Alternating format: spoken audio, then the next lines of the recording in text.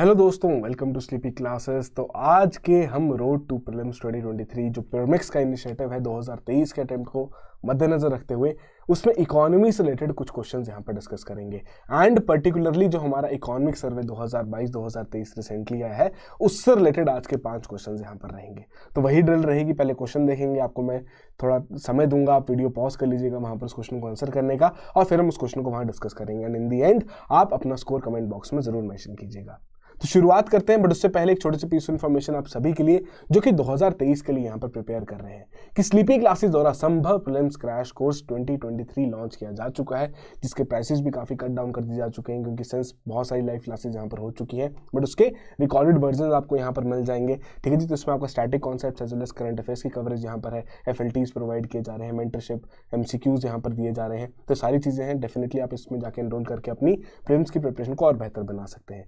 अगर हम बात करें कि कई ऐसे एस्पिरेंट्स भी होते हैं जिन्हें इंडिविजुअली कुछ सब्जेक्ट से रिलेटेड ही कंटेंट चाहिए होता है कि हाँ जी हमारा इकोनॉमी वीक है, हमारा पॉलिटी यहाँ पर वीक है, तो उससे रिलेटेड भी हमने यहाँ पर अलग अलग आपके इंडिविजुअल कोर्सेज बनाए हैं प्रीलिम्स क्रैश कोर्स के, तो उनको भी जाके आप यहाँ पर अवेल कर सकते हैं। 2000 मात्र हर एक कोर्स की आपकी यहाँ पर वैल्यू है। तो आई होप ये सभी चीज़ें आपको समझ आ गई हो। शुरुआत करते हैं आज के इनिशिएटिव की पहले क्वेश्चन के साथ, जहाँ पर 2 स्टेटमेंट्स दी गई हैं। पहली स्टेटमेंट में कह रहे हैं कि 2022-2023 के लिए जो कॉर्पोरेशन इनकम टैक्स है इसका सबसे ज्यादा वेटेज है among the gross tax revenue.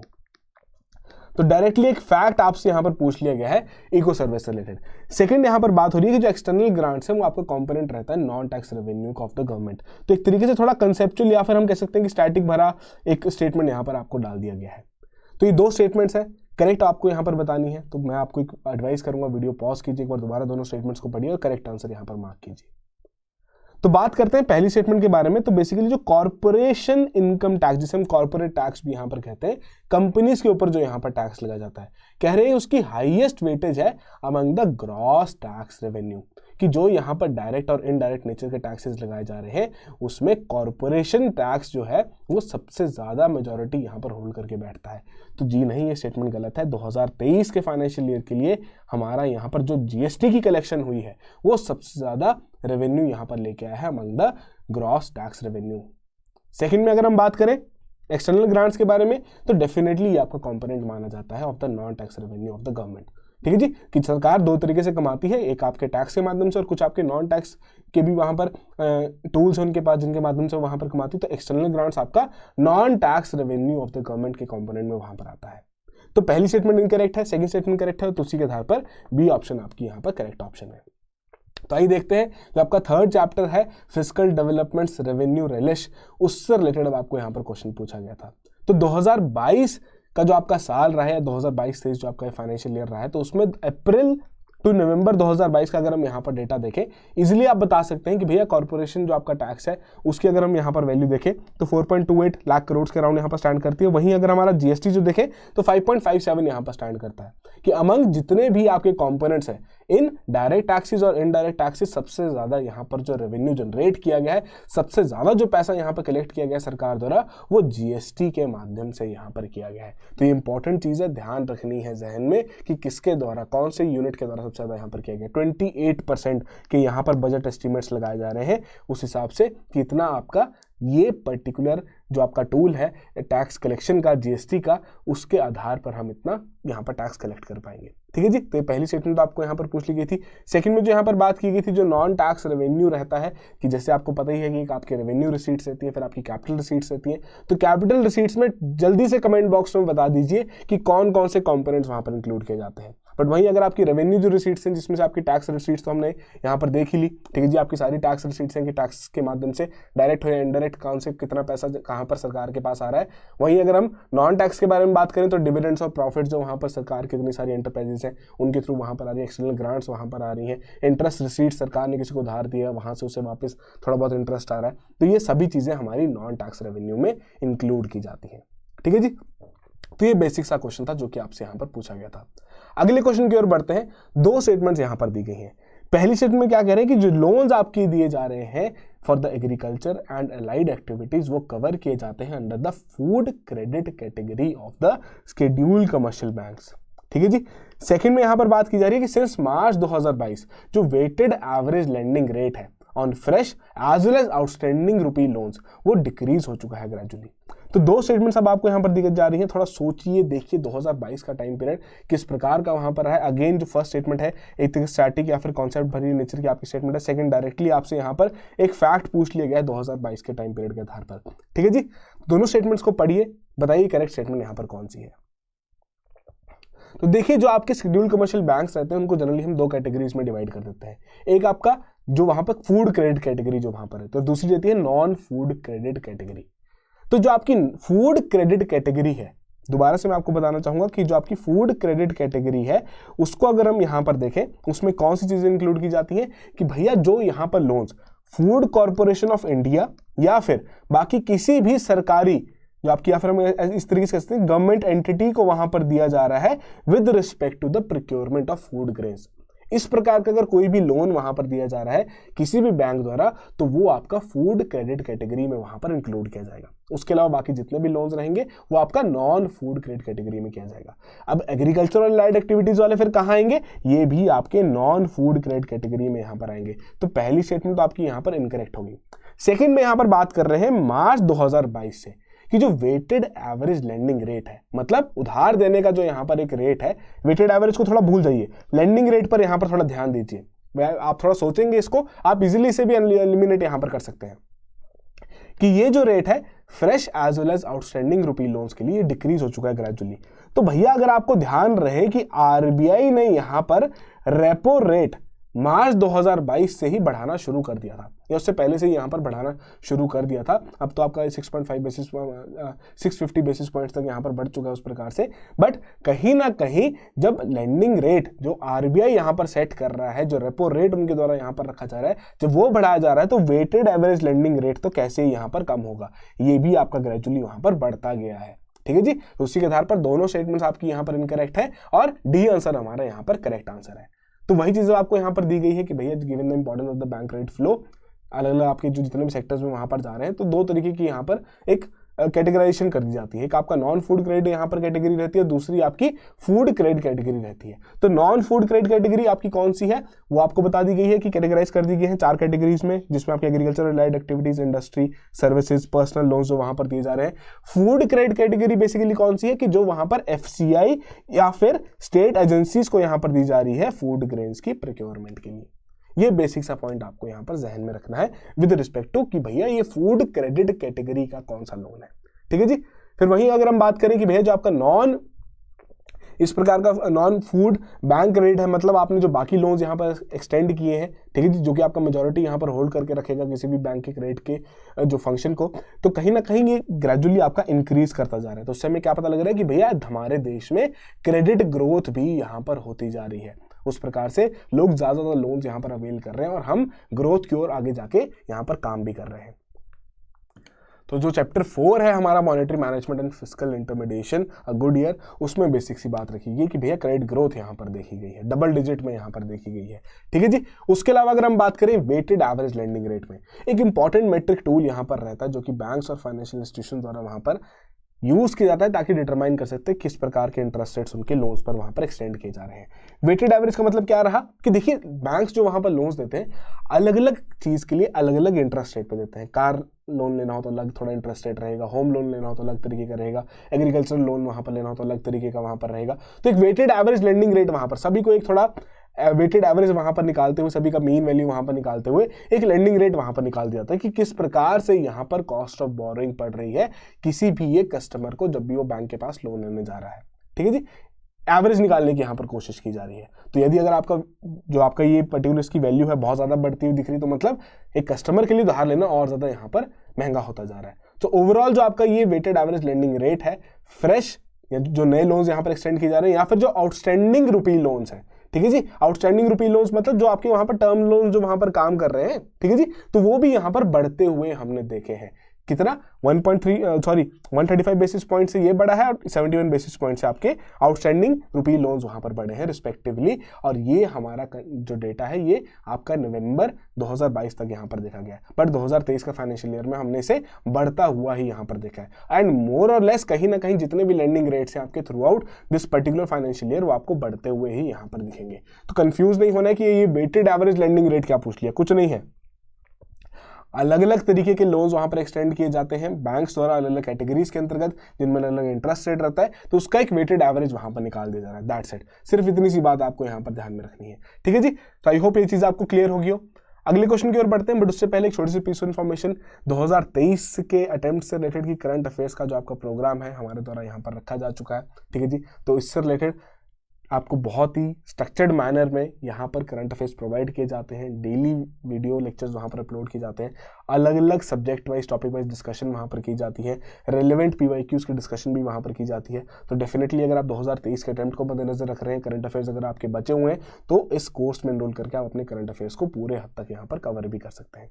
ठीक है जी, थर्ड क्वेश्चन देखते हैं। तो गवर्नमेंट इंश्योरेंस स्कीम्स बहुत सारी यहाँ पर लॉन्च की गई हैं, तो उससे रिलेटेड कुछ स्टेटमेंट्स यहाँ पर दी गई हैं। 3 स्टेटमेंट्स है, पहले सेकंड थर्ड। पहले में कह रहे हैं जो आयुष्मान भारत योजना है, इसमें जो हेल्थ कवरेज है वो कितनी है, 5 लाख पर बेनिफिशियरी फैमिली पर एनम ये प्रोवाइड की जाती है। ठीक है जी, सेकंड में क्या कह रहे हैं, प्रधानमंत्री जीवन ज्योति बीमा योजना प्रोवाइड करती है risk coverage of around 2 lakh for accidental death या फिर कंप्लीट डिसेबिलिटी, और अगर पार्शियल डिसेबिलिटी तो 1 लाख तक का आपको यहाँ पर बेनिफिट प्रोवाइड किया जाएगा बेनिफिशियरीज को।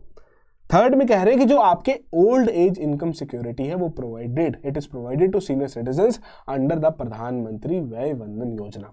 तो 3 स्टेटमेंट्स दी गई थी, डायरेक्टली फैक्ट बेस्ड स्टेटमेंट्स थी, इको सर्वे में इसका जिक्र किया गया था, पर्टिकुलर टेबल्स वहां पर हाईलाइट किए गए थे। सोचा इससे रिलेटेड क्वेश्चन यहां पर डाल लेते हैं, थोड़ा रिवीजन भी हो जाएगा। तो यहाँ फर्स्ट और थर्ड स्टेटमेंट आपकी करेक्ट है और उसी के आधार पर सी ऑप्शन हमारी करेक्ट ऑप्शन है। तो इस तरीके का टेबल वहां पर रखा गया था कि आयुष्मान भारत योजना में क्या है कि भैया हर एक परिवार को 5 लाख तक का आपका यहाँ पर कवरेज प्रोवाइड की जा रही है, क्या अचीवमेंट रही वो आपको यहाँ पर मेंशन कर दी जा चुकी है। ठीक है जी, उसके अलावा अगर हम बात करें बाकी स्कीम्स के बारे में कि जो आपकी सुरक्षा बीमा योजना यहाँ पर रखी गई है, तो उसमें बेसिकली आपका 2 लाख तक का एक्सीडेंटल डेथ या फिर कंप्लीट डिसेबिलिटी में प्रोवाइड किया जाता है, ना कि प्रधानमंत्री जीवन बीमा योजना। ठीक है जी, जीवन बीमा योजना में यहाँ पर क्या है, जीवन बीमा योजना में आपको डायरेक्टली रिस्क कवरेज है 2 लाख तक का, जो कि क्रेडिट किया जाता है सेविंग्स अकाउंट अगर वहां पर जिसकी इंश्योरेंस करवाई की गई अगर उनकी वहां पर डेथ हो जाए। ठीक है जी, इसमें अगर आपका पार्शियल डिसेबिलिटी भी है तब भी आपको 1 लाख यहाँ पर प्रोवाइड किया जाता है। फिर जो आपका व्यय वंदन योजना यहाँ पर प्रधानमंत्री व्यय वंदन योजना यहाँ पर रखा गया, ये आपका old age income security scheme एक तरीके की यहाँ पर रखी गई, प्रोवाइड की जाती है सीनियर सिटीजन्स को कि वहाँ पर प्रोविजन है ऑफ एन इंश्योर्ड पेंशन या फिर रिटर्न जो कि लिंक्ड है टू द सब्सक्रिप्शन अमाउंट, जो कि सरकार based on the government guarantee to LIC की वहाँ पर किसी स्कीम के आधार पर वहाँ पर आपको एक फिक्स्ड पैसा वहां पर मिलता रहेगा। तो उसके हिसाब से कितनी सब्सक्रिप्शन यहाँ पर बढ़ी हैं, कितने लोगों को यहाँ पर बेनिफिशियरीज एनरोल हुए हैं, तो वो इनिशिएटिव्स की यहाँ पर अचीवमेंट्स हाईलाइट की गई थी इको सर्वे में, जिससे रिलेटेड अब आपके लिए ये पर्टिकुलर चीज इंपॉर्टेंट बन जाती है कि बेसिक पॉइंट्स क्या है इन पर्टिकुलर स्कीम्स में। तो आई होप आपने भी इस क्वेश्चन को करेक्टली यहाँ पर मार्क किया हो। अगले क्वेश्चन की ओर बढ़ते हैं। फोर्थ क्वेश्चन, 3 स्टेटमेंट दी गई है, फोर्थ आपकी नन ऑफ द अबव है, इनकरेक्ट स्टेटमेंट यहाँ पर फाइंड आउट करनी है, इन्फ्लेशन से रिलेटेड है। फर्स्ट में कह रहे हैं 2023 में जो रिटेल इन्फ्लेशन है it was mainly driven by the higher food inflation, जो आपकी कोर इन्फ्लेशन है वो आपकी मॉडरेट लेवल पर वहां पर रही कि उसमें ऐसा कोई चेंजेस देखने को नहीं देखेंगे। सेकेंड में कह रहे हैं कि भैया 2023 के फाइनेंशियल ईयर में vegetables, cereals, milk and spices they are the major contributors of the increase in the food inflation. ठीक है जी, चलो इको सर्वे पढ़ा होगा तो ये भी पता लग जाएगा। थर्ड में कह रहे हैं कि जो प्राइसेस यहाँ पर बढ़ रहे थे वीट और राइस के, उसके चलते सरकार ने वीट प्रोडक्ट्स के एक्सपोर्ट के ऊपर यहाँ पर प्रोहिबिशन लगा दिया और एक्सपोर्ट ड्यूटी यहाँ पर इंपोज कर दी गई थी राइस के ऊपर फाइनेंशियल ईयर 2023 में। तो 3 स्टेटमेंट्स दी गई हैं with respect to the inflation. आपको बताना है इनमें से कौन कौन सी इनकरेक्ट है। अगर कोई भी आपको लगता है कि इनकरेक्ट नहीं है तो आप डी ऑप्शन यहाँ पर मार्क कर सकते हैं। तो एक बार वीडियो पॉज कीजिए, फिर हम डिस्कस करते हैं इस क्वेश्चन को। तो देखिए यहाँ पर आपकी डी ऑप्शन ही करेक्ट ऑप्शन है, तीनों की तीनों स्टेटमेंट्स बिल्कुल करेक्ट है। आइए डिस्कस करते हैं। तो पहली बात यहाँ पर क्या रखी गई थी कि रिटेल इन्फ्लेशन के बारे में बात की जा रही थी। रिटेल इन्फ्लेशन जिसे हम क्या कहते हैं कि CPI, कंज्यूमर प्राइस इंडेक्स की जो आपकी यहाँ पर इन्फ्लेशन देखी जा रही है। ठीक है जी, कि जो आम जनता को वहां पर जो पेमेंट जब वो वहां पर कर रहे हैं किसी भी कमोडिटी को खरीदने के लिए, उसमें कितने प्राइसेस में चेंज आ रहा है। होलसेल इन्फ्लेशन की बात नहीं की जा रही, रिटेल इन्फ्लेशन के बारे में बात की जा रही है। तो इसमें अगर आप देखें headline inflation, food inflation, core inflation, तो जो आपकी कोर इन्फ्लेशन है जो कि ग्रीन कलर से यहां पर हाईलाइटेड है, तो एसेट में चेंज यहां पर नहीं देखा गया है, मॉडरेटली यहां पर इन्होंने काम किया। बट वहीं अगर हम फूड इन्फ्लेशन के बारे में बात करें तो भैया इसमें बहुत ज्यादा आपके स्पाइक्स यहां पर देखेंगे। ठीक है, जिसकी वजह से हेडलाइन इन्फ्लेशन में भी स्पाइक्स आपके वहां पर विटनेस किए गए हैं। तो बेसिकली हेडलाइन इन्फ्लेशन क्या रहती है कि जो आपकी सीपीआई कंबाइंड, कि आपका जो कंज्यूमर प्राइस इंडेक्स है उसका जो कंबाइंड है रूरल अर्बन के लिए, उसको जो एक साथ ले आते हैं तो आपका वो हेडलाइन इन्फ्लेशन, जिसे हम ओवरऑल इन्फ्लेशन भी वहां पर कहते हैं। अब ओवरऑल इन्फ्लेशन से हम कोर इन्फ्लेशन पे कैसे जाते हैं, आइए यहां पर समझते हैं इस टेबल के माध्यम से। अब मैं आपको एक और चीज यहां पर दिखाना चाहता हूं। सेकंड स्टेटमेंट में किस चीज के बारे में बात हुई थी, vegetables, cereals, milk and spices, ठीक है जी। ये बात तो क्लियर होगी कि भैया फूड इन्फ्लेशन बहुत ज्यादा थी, जिसकी वजह से हेडलाइन इन्फ्लेशन भी यहां पर बढ़ती हुई देखी गई, मतलब जो आपकी रिटेल इन्फ्लेशन है वो भी यहां पर बढ़ती हुई देखेगी। चलो ठीक है, ये बात तो क्लियर होगी कि चलो फूड कमोडिटीज की जो प्राइसेस है वो बहुत ज्यादा यहां पर बढ़ते हुए देखे गए। सेकंड जो यहां पर बात रखी गई है vegetable, cereals, milk and spices की। अब इन चारों कैटेगरीज को हम कहां देखेंगे, इस पर्टिकुलर चार्ट में, ठीक है जी। किस प्रकार के यहां पर इन्फ्लेशन या किस प्रकार के चेंजेस यहां पर विटनेस किए गए। पहला क्या था आपका, मिल्क एंड प्रोडक्ट्स 6.8% का यहां पर देखा गया। उसके अलावा वेजिटेबल्स आपके यहां पर देखे गए 7.6% का यहां पर देखा गया, ठीक है जी। सीरियल्स के बारे में अगर हम बात करें 9.3% का यहां पर देखा गया। फिर वहीं अगर हम स्पाइसेस के बारे में बात करें 4.9% का यहां पर देखा गया। तो डेफिनेटली इन सभी प्रोडक्ट्स ने बहुत ज्यादा इंपॉर्टेंट रोल प्ले किया है, जिसकी वजह से जो हमारी फूड इन्फ्लेशन है वो भी यहां पर बढ़ती हुई देखी गई है। किनकी सबसे ज्यादा वेटेज यहां पर देखी गई है, ठीक है जी, किनमें सबसे ज्यादा चेंजेस यहां पर देखे गए हैं डेफिनेटली। और ये चीज देखी भी जानी चाहिए थी यहाँ पर कि सीरियल्स के प्राइसेस वहां पर बढ़ थे। सरकार द्वारा 2 पर्टिकुलर स्कीम्स एनएफएसए के आधार पर भी वहां पर फूड डिस्ट्रीब्यूशन की जा रही थी और गरीब कल्याण अन्न योजना के आधार पर भी फूड डिस्ट्रीब्यूशन की जा रही थी। तो सीरियल्स की वहां पर कमी हो रही थी, उतनी ज्यादा उपज भी हमारी नहीं हो पाई थी। समर सीजन जो था हाई हीट सीजन वहां पर निकला, ठीक है जी, उतनी ज्यादा रेनफॉल भी काफी एरियाज में विटनेस नहीं हुई, प्रोडक्टिविटी इतनी ज्यादा वहां पर नहीं हो पाई, उतनी उपज वहां पर तैयार नहीं हुई। तो डेफिनेटली उसकी वजह से हमारा जो बफर स्टॉक था वो भी यहाँ पर कम हो गया। फिर अगर बफर स्टॉक यहाँ पर कम हो जाएगा तो डेफिनेटली जो हमारे मिल्क और जो बाकी प्रोडक्ट्स हैं उनके ऊपर यहाँ पर असर देखने को मिलेगा। वेजिटेबल्स के प्राइसेस में हमने यहाँ पर फेरबदल होता हुआ देखा, क्योंकि उस प्रकार के हमारी जो क्लाइमेटिक कंडीशंस वहां पर फेवरेबल नहीं थी, ठीक है जी। Same goes with the spices. तो ये चीज बेसिकली हमारी यहां पर हाईलाइट हो रही है। फिर वही अगर हम बात करें कि कोर इन्फ्लेशन, कि भैया कोर इन्फ्लेशन है क्या चीज, तो यहां पर अगर आप देखें ये आपको पूरा यहां बता दिया गया है ओवरऑल सीपीआई कंबाइंड, जिसे हम हेडलाइन इन्फ्लेशन के नाम से भी यहां पर जानते हैं, ठीक है जी। यहां पर आप देखते हैं हेडलाइन इन्फ्लेशन के लिए 100 वेटेज है, मतलब जितनी भी कैटेगरीज यहां पर ऐड की गई हैं, जितने भी पॉइंट्स यहां पर रखे गए हैं, ये आपके सारे ही हेडलाइन इन्फ्लेशन में आके मिक्स हो जाते हैं। फिर आती है बात भैया कोर इन्फ्लेशन क्या है, कि आप हेडलाइन इन्फ्लेशन में से जो आपके फूड एंड बेवरेजेस है, उसके अलावा जो फ्यूल एंड लाइट है, ये जो 2 वॉलेटाइल ग्रुप्स है, इनको बाहर निकाल दीजिए, आपके पास कोर इन्फ्लेशन यहां पर सामने आ जाएगी। ये सिंपल सी बात यहां पर रखी जाती है जब हम कोर इन्फ्लेशन के बारे में बात करते हैं, ताकि हम इतने जो वॉलेटाइल ग्रुप्स हैं इनको बाहर निकालते हुए देखें कि भैया इनमें तो चेंजेस आने ही हैं, इनमें तो वहां पर प्राइसेस ऊपर नीचे होते रहते हैं, बाकियों में कैसे वहां पर असर पड़ा है, बाकी जो प्रोडक्ट्स हैं उनके ऊपर कैसा असर पड़ा है, उनके प्राइसेस में क्या असर पड़ा है, उसको हम दर्शाने के लिए कोर इन्फ्लेशन यहां पर कैलकुलेट करते हैं। फिर वैसे आपका फूड इन्फ्लेशन यहां पर आ जाता है कि आप क्या करते हैं, फूड बेवरेजेस में से ही कुछ आपके कंपोनेंट्स हैं जो कि यहां पर निकाल दिए जाते हैं। तो कमेंट बॉक्स में जल्दी से बता दीजिए कि कौन से आपके कंपोनेंट्स हैं जो कि इस फूड और बेवरेजेस की लिस्ट में से यहां पर निकाले जाते हैं और जिससे हम फूड इन्फ्लेशन पर यहां पर पहुंचते हैं, ठीक है। बट ओवरऑल अगर हम देखें यहां पर जो आपके 3-4 प्रोडक्ट्स हैं फूड एंड बेवरेजेस कैटेगरी में ही, इनमें ही सबसे ज्यादा यहां पर फेरबदल यहां पर देखा गया, स्पाइक यहां पर देखा गया, इनके प्राइसेस में बहुत ज्यादा चेंज देखा गया, जिसके से फूड इन्फ्लेशन भी बहुत ज्यादा रही और जिसका असर हमारी ओवरऑल हेडलाइन इन्फ्लेशन के ऊपर भी यहां पर विटनेस किया गया, ठीक है जी। तो आई होप यहां पर एक चीज आपकी क्लियर होगी हो। उसके अलावा अगर मैं आपको एक और चीज बताऊं यहां पर कि भैया एक तो है कोर इन्फ्लेशन, एक आती है रिफाइंड कोर इन्फ्लेशन। उसमें हम क्या बोलते हैं कि आपने ये फूड एंड बेवरेजेस बाहर निकाल दिया, फूड एंड लाइट यहां पर बाहर निकाल दिया, भी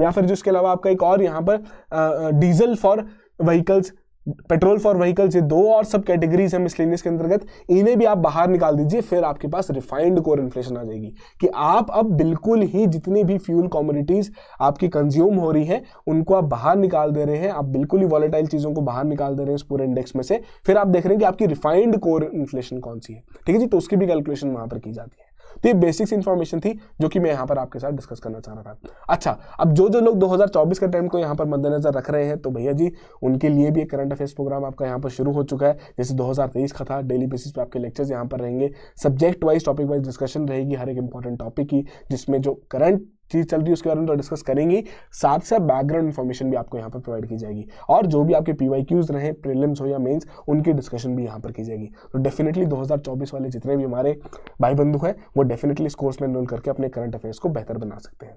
तो आज का लास्ट क्वेश्चन की ओर बढ़ते हैं। इन्वेंट्री ओवरहैंग, जो हमने एक सेशन वहां पर डिस्कस किया था इको सर्वे का, पहली बात तो आई एम रियली सॉरी कि हम बाकी सेशंस नहीं कर पाए, थोड़ी तबीयत वहाँ पर ठीक नहीं थी, ठीक है जी। हम डेफिनेटली वहाँ पर बाकी सेशंस भी लेके आएंगे क्रिस्प एकदम कि 15-15 मिनट के आपके हर एक चैप्टर्स वहाँ पर डिस्कस हो जाए। बट जो पहला सेशन वहाँ पर था फर्स्ट चैप्टर का, तो उसमें इन्वेंट्री ओवरहैंग के बारे में बात की गई थी। तो कौन सी यहाँ पर स्टेटमेंट है जो कि करेक्टली यहाँ पर डिफाइन करती है इन्वेंट्री ओवरहैंग को? पहले में कह रहे हैं कि भैया यूनिट्स जो कि आपके प्रोडक्शन प्रोसेस में बट कंप्लीट नहीं हुए। सेकंड में कह रहे हैं एस्टिमेटेड टाइम पीरियड जो कि डेवलपर्स को यहाँ पर लेता है कि अपनी जो उनकी अनसोल्ड इन्वेंट्री उसको बेचने के लिए based on the current sales velocity. Third में कह रहे हैं एक्स्ट्रा इन्वेंट्री जो कि बिजनेस यहां पर होल्ड करके रखती है to ensure that it has enough stock to meet the unexpected demand और सप्लाई चेन डिसरप्शंस। तीन स्टेटमेंट्स यहां पर आपको दी गई हैं, बताना है इनमें से कौन सी करेक्टली इन्वेंट्री ओवरहैंग को डिफाइन कर रही है, ठीक है जी। तो करेक्ट आंसर यहां पर मार्क कीजिए, फिर एक बार डिस्कस कर लेते हैं। तो भैया यहां पर आपकी बी ऑप्शन करेक्ट ऑप्शन है। इन्वेंट्री ओवरहैंग बेसिकली आपका रियल एस्टेट सेक्टर से एक रिलेटेड टर्म है जो कि दर्शाती है कि भैया जो हमारे डेवलपर्स हैं उनके पास कितने आपके यूनिट्स वहां पर तैयार हैं, कितनी उनकी अनसोल्ड इन्वेंट्री वहां पर पड़ी हुई है। कि मान लीजिए कोई इस प्रकार का रियल एस्टेट डेवलपर है, उसने 15 फ्लैट यहां पर बना दिए, तो अब उनके 15 फ्लैट यहाँ पर बना दी, 12 फ्लैट अभी उनके पास अवेलेबल है कि वो बिक रहे हैं, ठीक है जी। तो 12 फ्लैट की उनकी इन्वेंट्री ओवरहैंग वहां पर अवेलेबल है। तो जैसे जैसे ओवरहैंग आपका कम होता जाएगा, जैसे जैसे ये कितने टाइम पीरियड तक उनके ये 12 फ्लैट्स वहां पर अवेलेबल रहते हैं, वो जो टाइम पीरियड रहेगा वो आपका इन्वेंट्री ओवरहैंग रहेगा। अब वो जो टाइम पीरियड है वो 10 दिन का भी हो सकता है, 10 हफ्तों का भी हो सकता है, 10 महीनों का भी हो सकता है। अगर 10 महीनों का है तो मतलब उनके फ्लैट्स नहीं बिक रहे, 10 हफ्तों का है तो मतलब चलो अच्छी डिमांड वहां पर क्रिएट हो रही है, अगर 10 दिन का है तो मतलब उनके जो फ्लैट्स हैं उनकी डिमांड बहुत ज्यादा है, जैसे वो बन रहे हैं वैसे वो 10 दिन के अंतर्गत वहां पर बिक भी जा रहे हैं, ठीक है जी। तो करंट सिनेरियो में क्या देखेगा फाइनेंशियल ईयर 2023 में कि हमारा जो इन्वेंट्री ओवरहैंग है वो यहाँ पर कम होता हुआ देखा गया। मतलब रियल एस्टेट सेक्टर में अब दोबारा से बहुत ज्यादा लोग पैसा लगा रहे हैं, बहुत ज्यादा लोग यहाँ पर डिमांड यहाँ पर क्रिएट कर रहे हैं, ठीक है जी। तो बी ऑप्शन यहाँ पर करेक्ट है। सी की जो बात हो रही है कि एक्स्ट्रा जो आपकी इन्वेंट्री यहाँ पर तैयार की जाती है किसी भी बिजनेस द्वारा, तो वो आपका एक तरीके का हम कहते हैं जो सेफ्टी स्टॉक, उसको हम यहाँ पर दर्शा रहे हैं सी स्टेटमेंट के आधार पर, ठीक है जी। तो ये चीज अब आपको बताएगी है जो इन्वेंट्री ओवरहैंग था ये आपका डाउन टू 33 मंथ्स यहाँ पर आ चुका है फ्रॉम द 42 मंथ्स जो कि पहले आपका यहाँ पर लाई करता था। कि उस हिसाब से लोगों के या जो डेवलपर्स इतने बड़े बड़े जो यहाँ पर काम कर रहे हैं उनके जो ऐसे यूनिट्स हैं रियल एस्टेट के वो अब थोड़ा बिकने शुरू हो चुके हैं। उस प्रकार से सिर्फ और सिर्फ 33 महीने तक ही वो उसको वहाँ पर रख पा रहे हैं, उससे पहले ही बाकी उनकी सारी डिमांड वहाँ पर क्रिएट होते हुए उनके सारे फ्लैट्स वहाँ पर बिक रहे हैं, ठीक है जी। तो उस प्रकार से हमने थोड़ा बहुत जो इन्फ्लेशन है ये इस पर्टिकुलर हाउसिंग इंडस्ट्री में भी यहाँ पर विटनेस किया है।